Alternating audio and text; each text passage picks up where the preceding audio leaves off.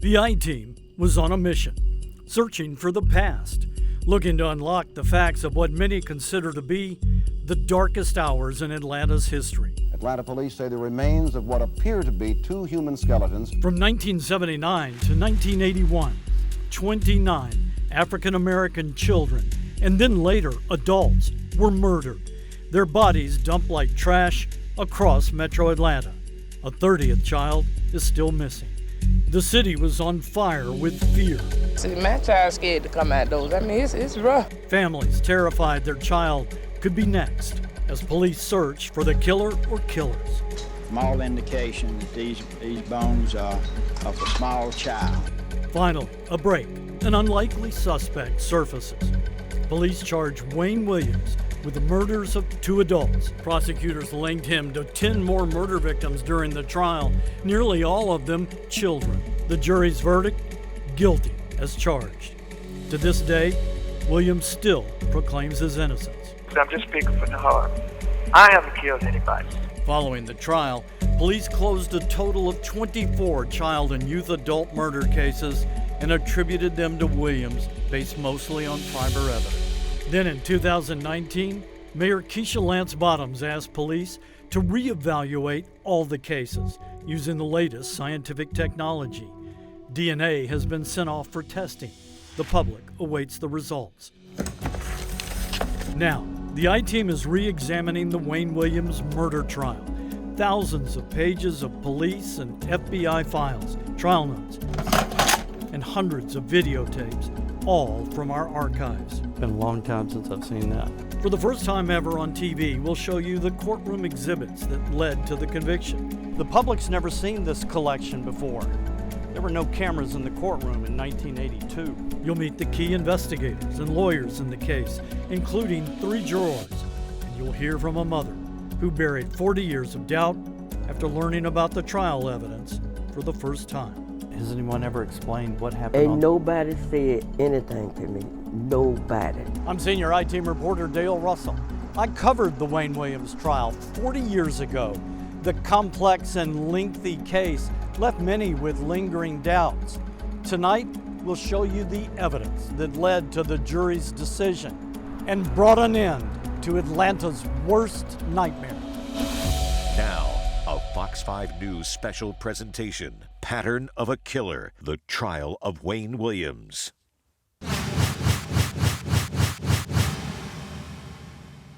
They appear, emphasize the word appear, to be the remains of children. The mysterious deaths began in the summer of 1979 and continued for the next 2 years.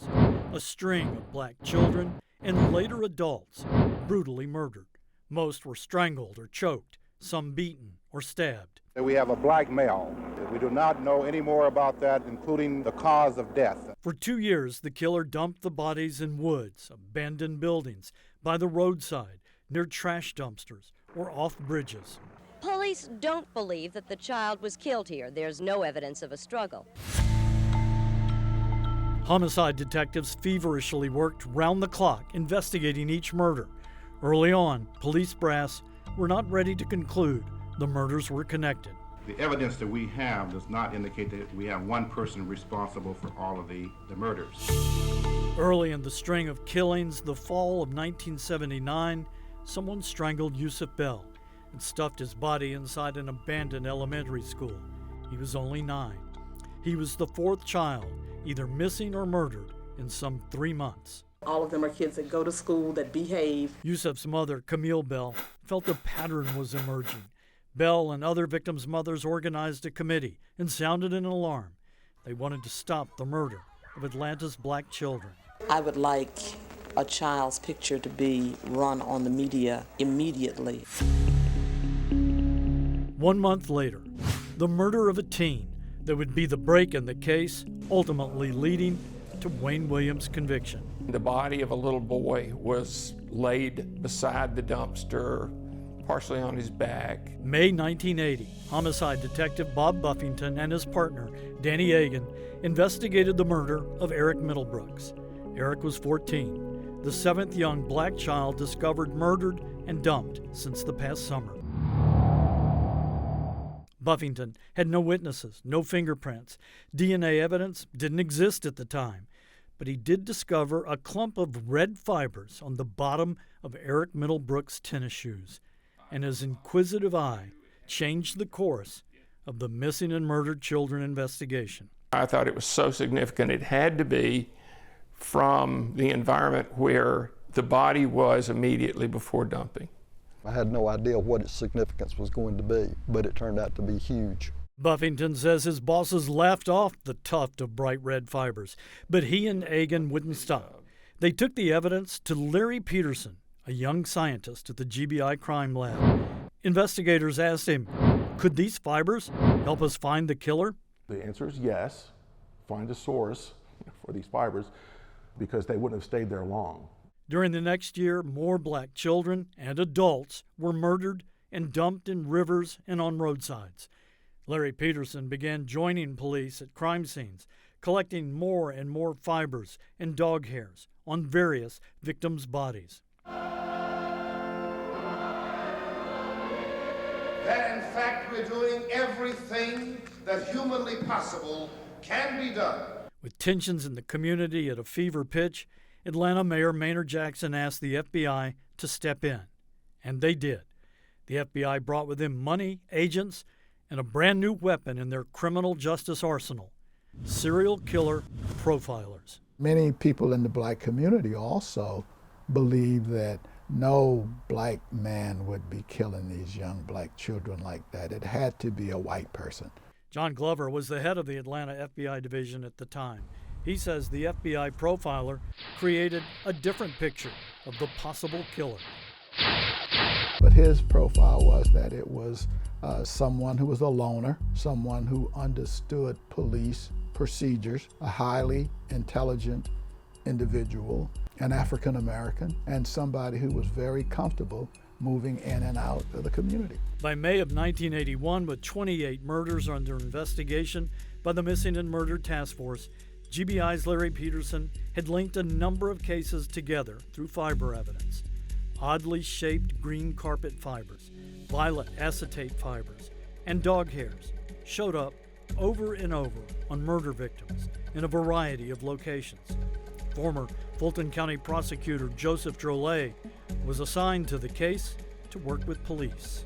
And they knew if they could find the source of that, they probably knew who the killer was. Coming up. How important was catching Wayne Williams on the bridge that night? A police stakeout team catches Wayne Williams on a bridge. Was he dumping a body? By spring of 1981, the killer was dumping a body nearly once a week. Police believed that news reports that fibers were found on those bodies led the killer to drop 7 of the next 10 victims in rivers. So police and FBI set up stakeout teams at bridges all across Atlanta, hoping to catch the killer in the act. How important was catching Wayne Williams on the bridge that night? It put him at the scene. It was critical. Lou Arcangeli, Atlanta homicide detective during the murders, says from April to May 1981, Atlanta police and the FBI set up stakeout teams on 24 bridges across metro Atlanta. But there were so many bridges, and that was brutal duty given the heat, the mosquitoes, the snakes. For one solid month, the stakeout teams had no luck. W.J. Taylor, who headed up the Atlanta task force, says they were ready to give up. The decision was made that this weekend would be the last night that we would cover the bridges. May 21st at 3 a.m., the final hours of the final stakeout beneath the Jackson Parkway Bridge. A loud splash. FBI agent Mike McComas finally had something to investigate, and with little time to spare. Had it been 3 hours later, I don't know what would have happened because we would have been gone. Atlanta police recruit Bob Campbell was stationed below the bridge on the riverbank when he heard the splash. Campbell testified it sounded like a body hitting the water. It's interesting that Robert Campbell was the one that heard the splash. The FBI's Atlanta Bureau Chief, John Glover, says Campbell's unique background helped make his testimony pivotal. He was a young fellow who was a swimmer since he was very young, knew the sound of the body of something the size of a body hitting the water. Campbell testified he grabbed his flashlight and walkie-talkie. He pointed the light at the river and saw waves in broad circles flowing up on the bank. He testified when he first looked up at the bridge railing, he saw nothing. Then, suddenly, directly above the splash, car lights came on and a car began to move, extremely slowly, across the bridge. Great testimony. Joseph Drolet was a member of the prosecution team that tried Wayne Williams. It showed that something was dropped. There was a car stopped on the bridge. The lights were out. It had entered very, very quietly and slowly. Campbell radioed police recruit Freddie Jacobs, who was stationed up top at the end of the bridge. Jacobs testified he saw a car coming his way, slowly, so close to the railing he could only see one headlight. Lou Arcangeli says that night, that splash changed the course of the investigation. And the only car on the bridge was driven by Wayne Williams. Mary Welcome, one of Wayne Williams' trial attorneys, says Williams denied stopping on the bridge or throwing anything into the river. Whatever the splash was could have been an animal or whatever. Williams testified he was heading home, which was south of the bridge, but police testified he did a U-turn and headed north. They followed and stopped him up on the 285 ramp. He wasn't an intimidating, threatening figure by no means. Mike McComas was one of 2 FBI agents who interviewed Williams. He recalls Williams' very first words when asked why he was stopped. Do you know what this is about? And he said, yeah, it's about these boys, these missing children or something of that nature. And I went, it's kind of strange. Why would you bring that up? McComas testified he looked inside the station wagon and saw suede-type gloves and a flashlight on the front seat of Williams' car and a 24-inch ski-style nylon cord on the back floorboard. I thought it was pretty significant. Since Williams wasn't arrested that night, those items weren't seized. Williams told the FBI he was a musical talent scout. In trial, Williams explained the night of May 21st, he was out looking for the address of Cheryl Johnson, a young woman who was supposed to audition for him later that morning. You didn't buy the story? I didn't like it. No, it just didn't make sense. The Bureau looked for her and she didn't exist, and the telephone number didn't exist. His story didn't ring true. How important was that stop in the conviction in your mind? It was critical. There was no Cheryl Johnson. Did that hurt? I think it did. There could have been a reasonable explanation for that, but I can see why it might have been discerning for a juror. Williams was questioned and released. 2 days later, 27-year-old Nathaniel Cater's body surfaced a mile downstream from the Jackson Parkway Bridge. Williams was later charged with Cater's murder. And the vivid picture prosecutors painted of what happened that night on the bridge resonated with jurors like Vicki Lambert. He pulled up on the bridge and I guess opened the back of the station wagon, got the body out, threw it over the bridge, and then the police officer that was down at the bottom heard the splash. Juror Clarice Green said it was important evidence. And that time of night for someone to throw something over in that bridge, and I can say that just was not a well-traveled area, and it still isn't. And juror Diane Brennan believes the defense made a critical trial mistake. During the trial, they had jurors tour the bridge. That's when Brennan made a startling discovery. She said when she saw how low the bridge railing was, she came to a simple conclusion. I could do this. I could pick him up and throw him over. And I know that Wayne could do it. Next. Was he ever successful? No. Could Wayne Williams be the Atlanta child killer? A police stakeout team hears a loud splash in the Chattahoochee River. At that exact moment, directly above on the Jackson Parkway Bridge is Wayne Williams in his car. 2 days later, a body surfaces downstream. It was enough to make Williams the prime suspect. But who was Wayne Williams? He was the unlikeliest of killers, a pudgy 23-year-old college dropout, a freelance photographer and self-professed musical talent scout, the only child of 2 teachers, old enough to be his grandparents. My client is innocent. He did not kill anyone. We wrote Wayne Williams in prison and asked him why the jury found him guilty. He didn't respond. But 40 years ago, Mary Welcome was one of Williams' attorneys during his murder trial. How you been? She's now retired and living in Baltimore. I had a great deal of compassion for Wayne. She got to know Williams well during those tumultuous months when police suspected the unknown talent scout of being Atlanta's child killer. He was like a child who was spoiled, naughty, mischievous, but I didn't get the feeling that he was a bad child. Wayne Williams' life began with promise. At 11, he and friends built a small radio station in his home, a venture that garnered lots of attention. In this rarely seen film, 16-year-old Williams drives city streets, searching for radio tower locations. It aired in the 70s in a PBS special on enterprising minority kids. Young black person doing something creative, of course, yeah. But the radio venture ultimately ended during Wayne's senior year at Frederick Douglass High School and was part of the reason his father filed for bankruptcy, according to trial testimony. Several years after this video was shot, Williams tried freelance photography, working for local television stations, including briefly at Channel 5 and WSB-TV. You know, he was a person who was out taking pictures, responding to fires, doing his freelance. He drove this police-style car with a scanner and blue lights. Police arrested him in 1976 at the age of 18 for impersonating an officer. He was never convicted. A trunk fiber from that car was later matched to a fiber found on one of the first murder victims. I like Wayne. I like him now. Sharon Blakely has been an icon in the local Atlanta music scene since the early 80s. She operated this store on Boulder Crest Road that sold records and jewelry. She also developed young singers who practiced inside her store. She says Williams was always hanging around, watching her kids. How would you describe him?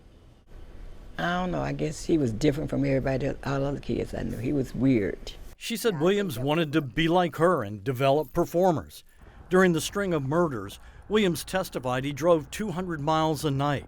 He said he was trying to develop musical groups, like one he called Gemini. He often passed out this flyer looking for young talent. Was he ever successful? No. No.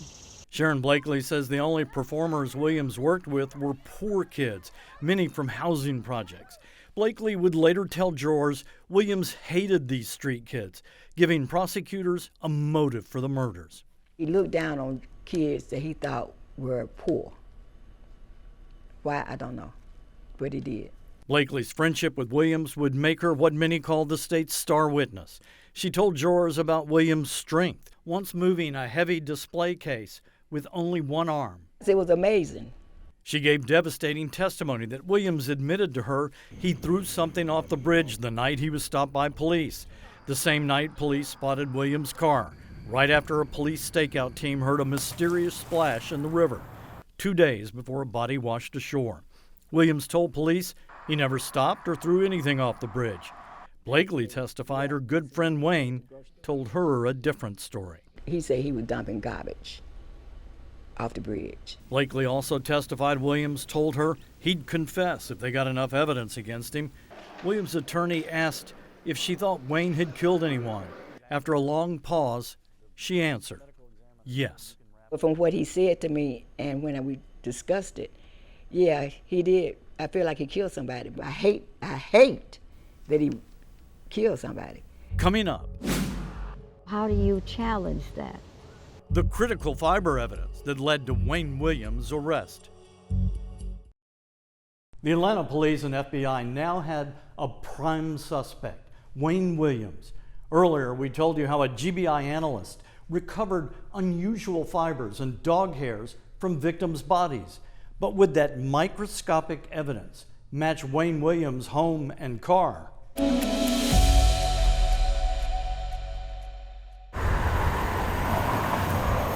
For the first time, 40 years after the Wayne Williams trial, you can see what the jurors saw. The public's never seen this collection before. There were no cameras in the courtroom in 1982. The microscopic fiber slide. This is a Wellman 181B. The critical carpet swatches. And it matched the fiber from the Ford. The old school poster board displays showing matching fibers. 1970 station wagon. Pictures of the cars Wayne Williams drove. Even a slapjack, a dangerous weapon believed to have been used to beat some victims. Been a long time since I've seen that. This is credible evidence. John Glover ran the Atlanta FBI office during the trial. He says this evidence had a big impact on the jury. Fibers, direct scientific evidence doesn't lie. It holds up under cross-examination as it did in this case. Earlier, we told you how an overnight stakeout team at the Jackson Parkway Bridge spotted Wayne Williams' car with the lights off directly above the spot where a loud splash was heard. 2 days later, the nude body of Nathaniel Cater surfaced 1.25 miles downstream. He'd been strangled. Does that mean I killed that person just because I would have been with them? Williams became the prime murder suspect.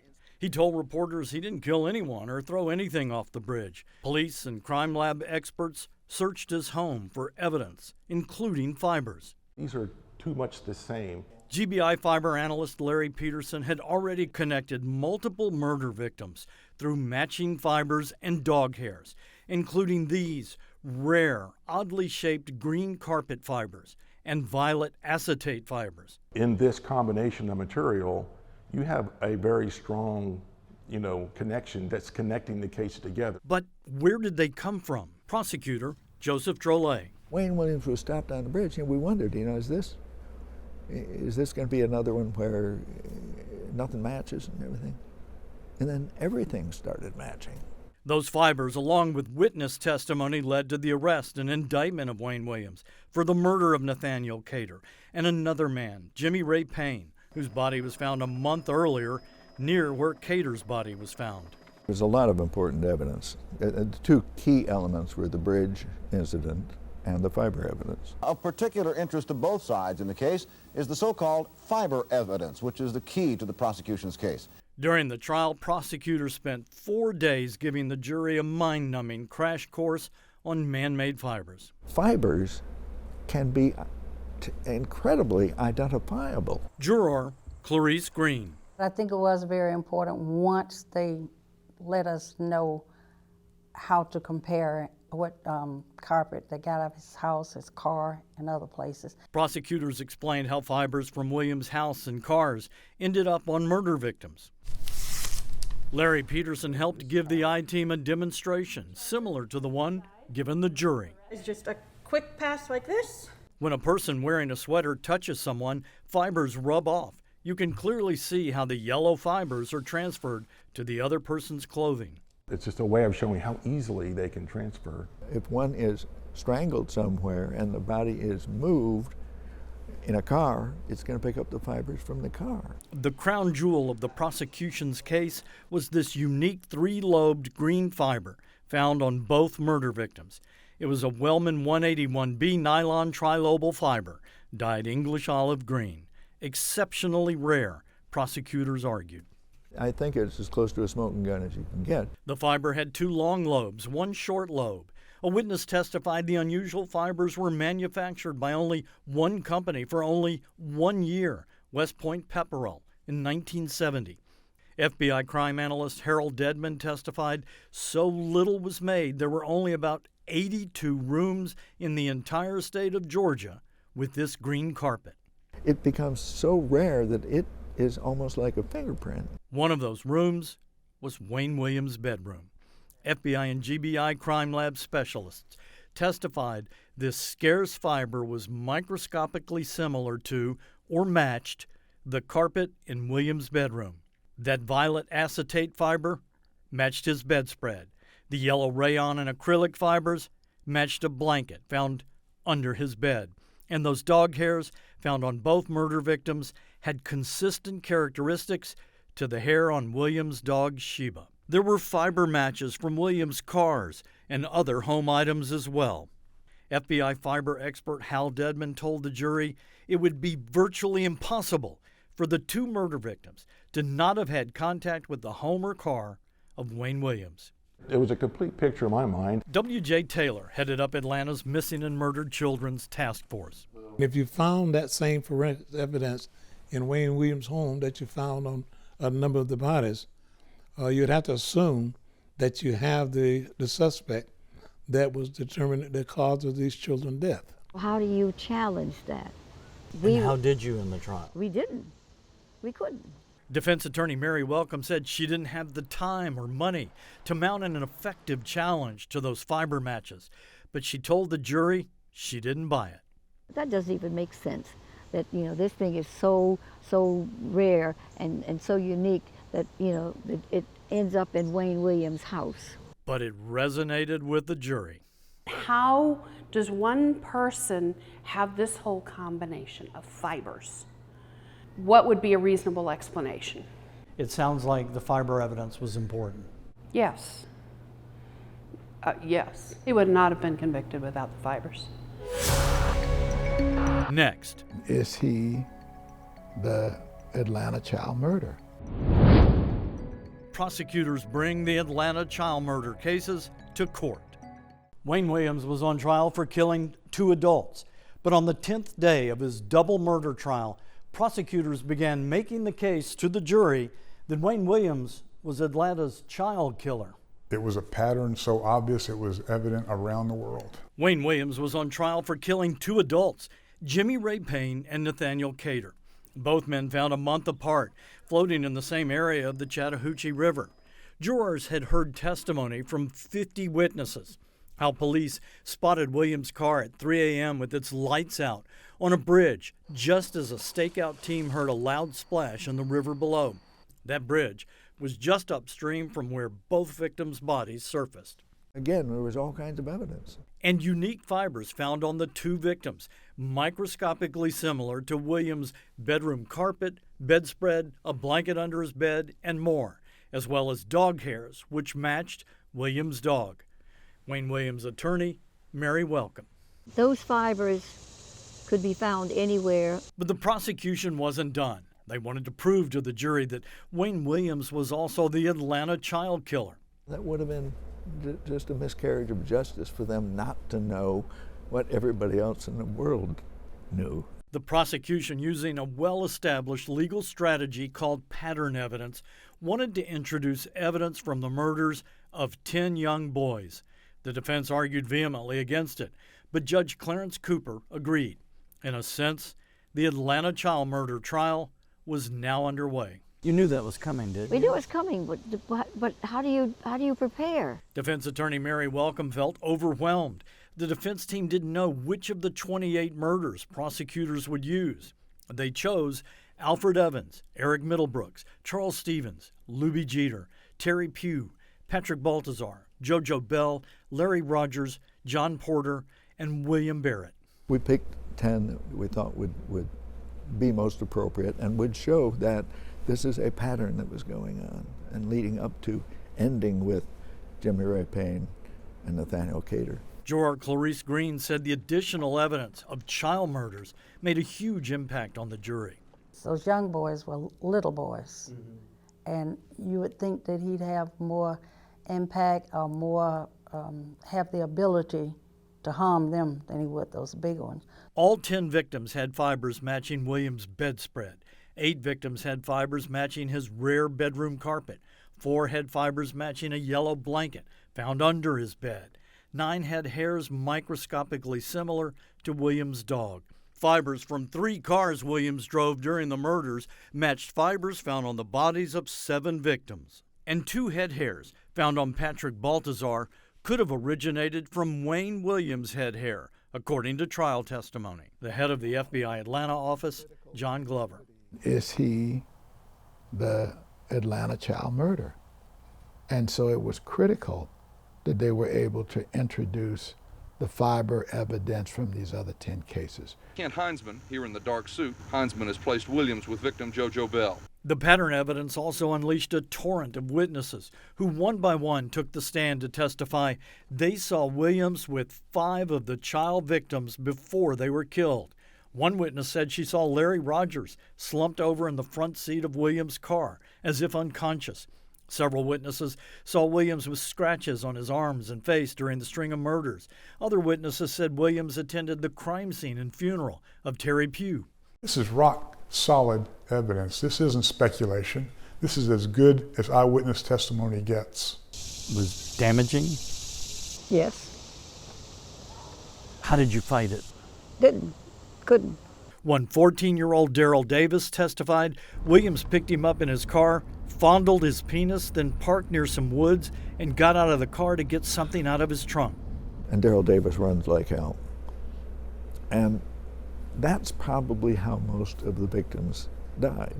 They were probably picked up and killed in the car. Juror Diane Brennan says jurors weighed each witness's credibility, including one who admitted he smoked pot the morning of his testimony. It lessened their credibility a little, but they still reported what they saw. Do you believe these witnesses lied?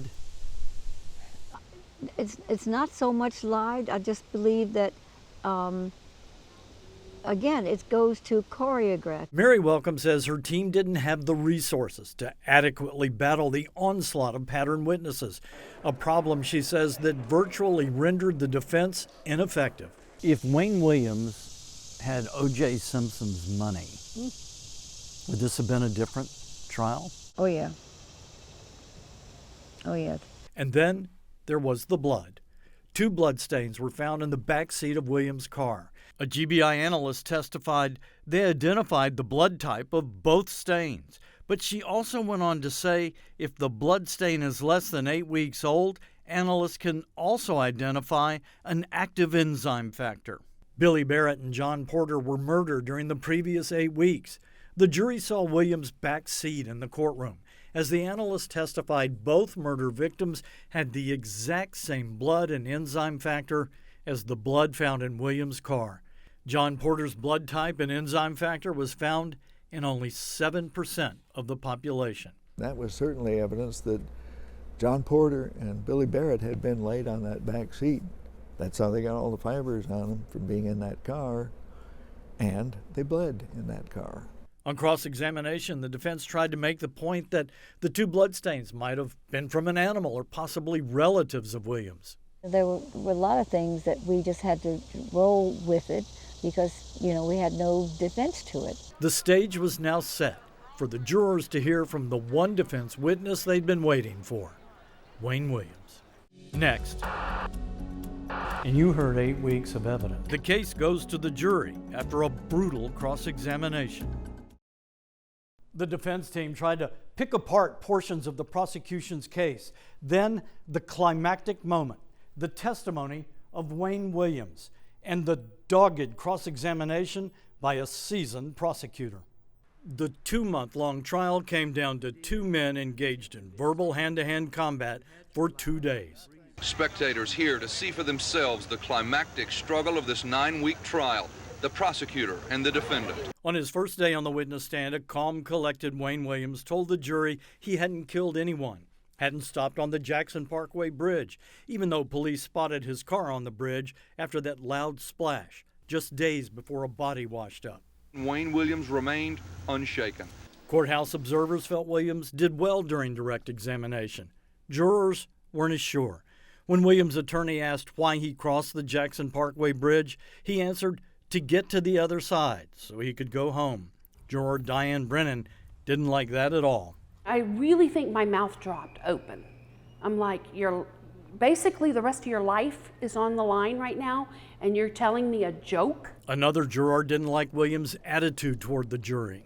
He was trying to intimidate us because he looked directly at us. It was like devil may care. It was nonchalant.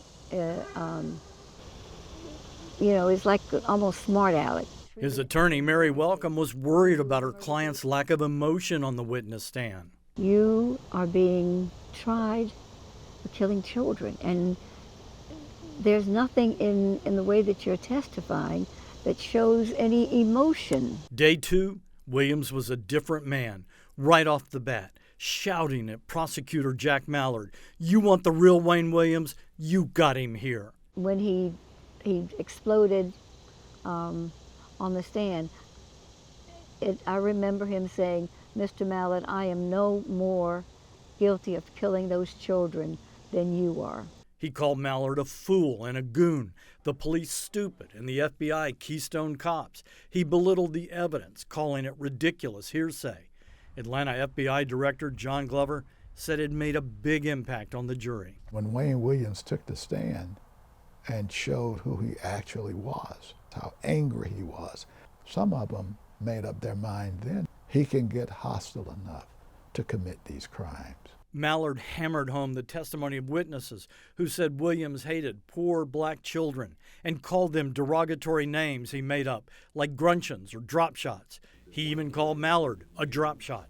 The anger, there's nothing wrong with the anger. And it was a bad mistake to let him testify because he lost it. I mean, he's hollering and screaming, and it's like, well, now this is what they said, and so you're kind of making this true. Then it was like, okay, now I see.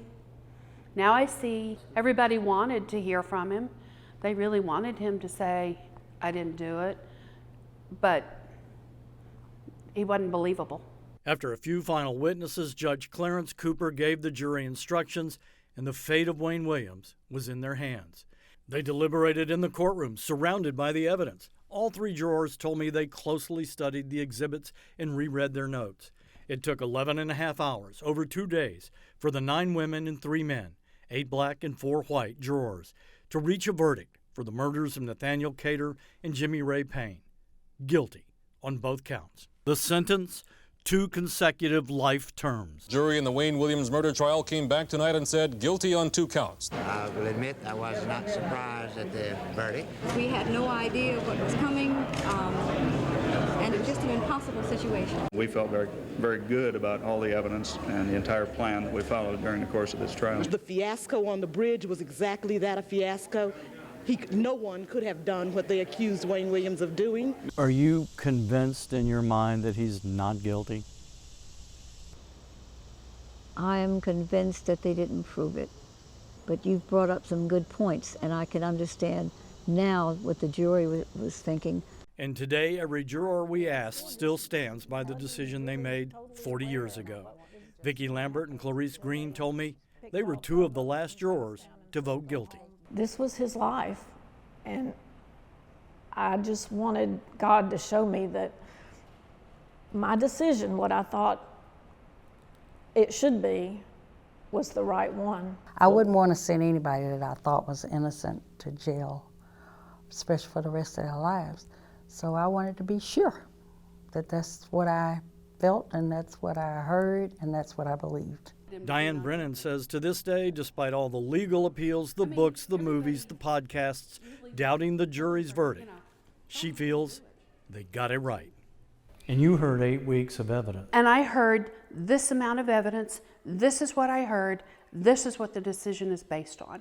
We were feeling very positive and very 100% sure he was guilty. It was after you get out and everybody's telling you you're wrong, you go, am I doing wrong? Why? And then I had to just go, no, they didn't hear what I heard. Coming up. And is it possible if Wayne killed Nathaniel Cater that he could have killed Curtis too? For the first time, a mother of a murdered child hears the evidence in her son's case. For 40 years, many of the murdered children's parents refused to believe that Wayne Williams killed their child. We talked to one mother who told us no one ever bothered to explain the evidence to her. So we did, and her response took us by surprise.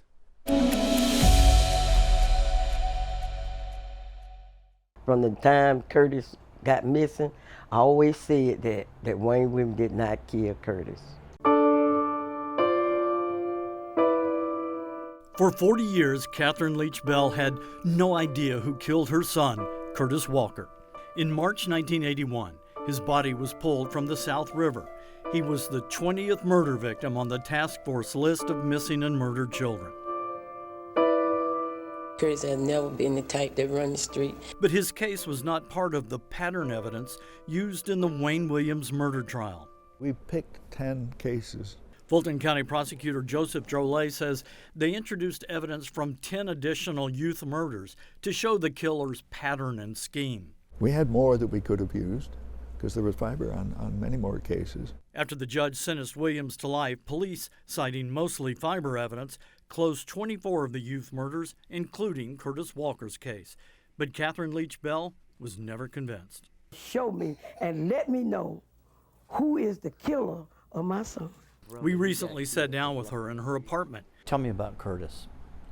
Curtis was I'm just going to say he was a mama bear. He was a mama boy. Catherine quickly told us the story of the day sometime before her son disappeared when Curtis came into her home with a flyer in his hand saying he was going to make her rich. So he had a sheet of paper in his hand. But he said, Mama, I'm going to make you rich. He said, I'm going to Hollywood and you're going to be rich. Task force files repeatedly mentioned this flyer, created by Wayne Williams, inviting young boys and girls to attend private and free auditions to become a professional entertainer. I showed a copy of Williams' flyer to Miss Leach Bell and asked, was this what Curtis showed her 40 years ago? Is it possible he had a paper from Wayne Williams? He probably did. I don't know. She told me her brother was once in prison with Wayne Williams, and Williams promised he didn't kill Curtis Walker. He said, please tell your sister that I didn't kill her son. I asked, what did she know about the Wayne Williams trial evidence? I don't even know what happened on the bridge. You've heard about it. I heard, but I don't know what happened. I told her about the stakeout team hearing a splash in the river, seeing Williams' car on the bridge directly above, and how Nathaniel Cater's naked body washed up days later, and how fibers from Williams' bedroom, home, and car, as well as dog hairs from his dog, were found on Cater's body, and witnesses saw Williams with Cater shortly before he died. What do you make of that? Now, I believe he did that. I really do believe that he did that. That he killed Nathaniel Cater? Now, I believe that. I showed how prosecutors matched a combination of 17 different fibers from Williams' bedroom, blanket, his house, cars he drove, his jacket, and his gloves to victims, even hairs from his dog Sheba. I showed her how fibers matching Wayne Williams' bedspread, just like the one found on Nathaniel Cater's body, were found on her son Curtis. And is it possible if Wayne killed Nathaniel Cater that he could have killed Curtis too? She said no one ever explained the evidence in the case to her. I went 40-some years thinking somebody gonna find the person that killed Curtis. Because nobody ever came to me and told me that Wayne killed Curtis. What's the hardest part of all this for you? The hard part is when nobody came to me and tell me that Wayne killed my child. You know, now this is going to be on my mind. And after 40 years of doubt, Catherine Leach Bell says she finally has some peace. So that gives me a little comfort in my mind, knowing that Wayne killed Curtis too.